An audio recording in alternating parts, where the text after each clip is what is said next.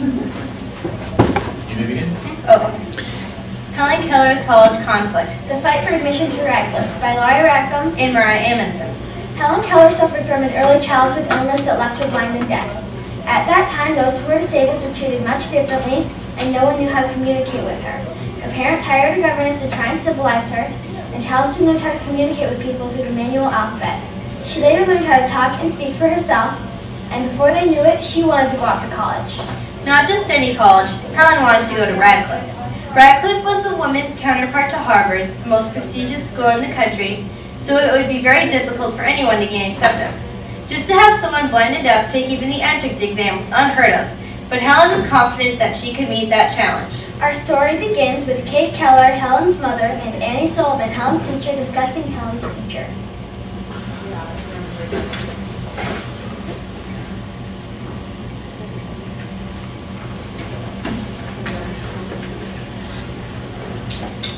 Come in. Hello, Miss Sullivan. Hello, Mrs. Keller. So what have you heard? It's looking more hopeful that Helen may be able to go to Radcliffe, even if it's one of the most difficult schools to get into. They've never accepted anyone deaf-blind before, but Helen is one of the most intelligent people I know. It would be such an exciting opportunity for Helen, but it may be hard for her to adjust. She has been going to schools with experience with helping blind students. But unlike the Perkins Institute for the Blind, Radcliffe does nothing about helping those who are blind and deaf. How would she even take the entrance exam? Helen could take the exam on a Braille typewriter if the exam were translated into Braille. So even if she's accepted, how would she take the courses? I can translate for her. If I could teach Helen so many ways to communicate, all the words in the English language translated into the manual alphabet, plus several forms of Braille, as well as how to speak with her voice, then I can definitely be able to translate her college courses. But certainly they will not let somebody as close to her as you be the one to help. Do not worry, that will soon be discussed at the school. I'm sure we can find a compromise. I never thought that Helen could reach this stage in her life. She was so different before you came to us. She was so wild and poorly behaved at first, but once I taught her the manual alphabet, she became curious about the world and had no time for tantrums. There really was a person in there, and I knew I had to bring her out. I tried and I tried. I kept at it. I shoved words into her hands. She needed to learn.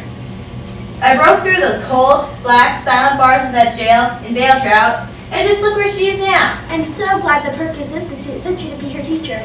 Yes, and if it weren't for the Perkins Institute, Helen and many other deaf-blind people may have had to live their lives in an institution. Being blind or deaf does not mean that you are incapable of learning and having a productive life, like so many people believe. I have been partially blind all my life, and I would really like to see the conditions change for the blind. When I was young, people treated me like a stupid child who couldn't do anything. Helen could change that. She could be such an inspiration, paving the way for other deaf-blind. Helen needs to get into that college. She really wants to make a difference for others like her. Attending college will help her achieve that goal. I didn't think it would be possible, but now I believe that Helen may be able to make it into Radcliffe. I trust you, Annie Sullivan, to make my daughter somebody who has done something that no other deaf-blind woman has done before.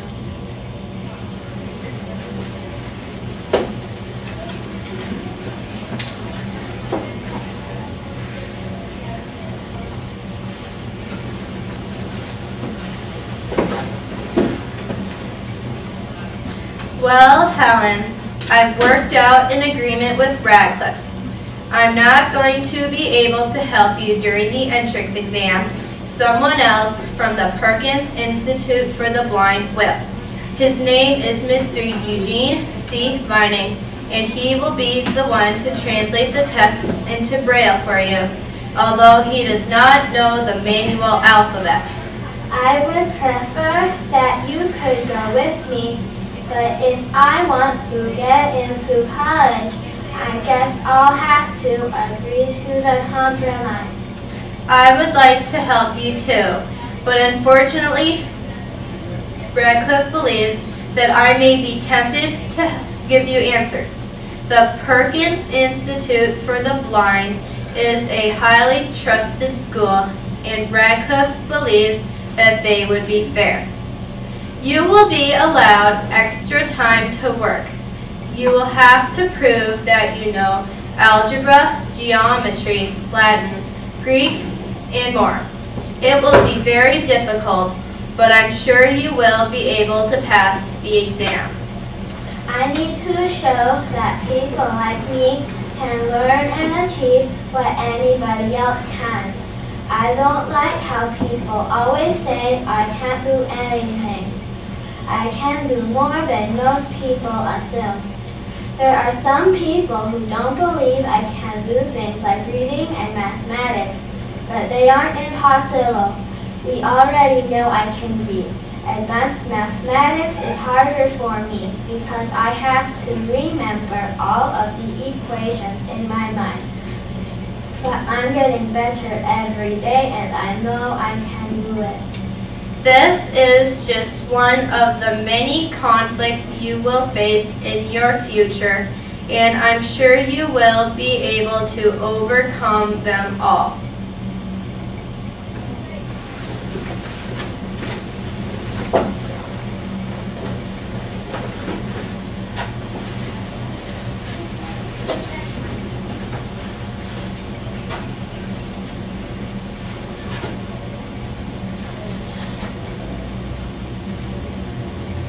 Welcome. I would like to introduce our speaker, Helen Keller, the deaf-blind woman who has done more than anyone ever dreamed she would. She was accepted to Radcliffe College and graduated with honors, and was the first deaf-blind person ever to graduate from any college. I remember a time when no one thought I would have a good life, but that changed when Annie came and taught me. That was the most important day of my life when she came and taught me the manual alphabet. Until then, I had been treated like an animal, only clothed and fed, but left alone in the darkness. My fight to get into college was a very important part of my life too. If I didn't get in, I could never reach the goals I'd wanted to. I was told that I was extremely intelligent and I shouldn't let that go to waste. I didn't like how mistreated handicapped people were, and once I graduated from college, I decided to dedicate my life to helping them because I was one of them. I went on tours and gave speeches for anything I thought was worth fighting for. I also wrote several books and poems. I wanted to show that people with disabilities could be as independent as anybody else. I also decided to get programs started for blind, deaf, and handicapped people in general to help improve conditions for all of those who are handicapped. I made a big difference to people all over the world.